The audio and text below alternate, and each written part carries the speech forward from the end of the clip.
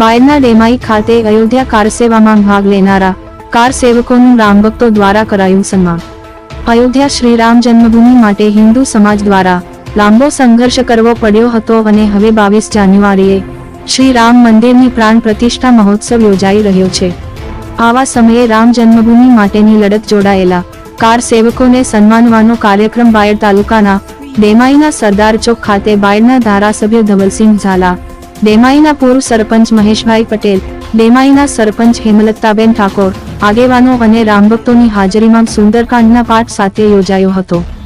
આ પ્રસંગે સને 1989, સને 1992 અને સને 2002 એમ 3 તબક્કામાં કાર સેવામાં ભાગ લેનારા કાર સેવકોનું સન્માન કરવામાં આવ્યું હતું।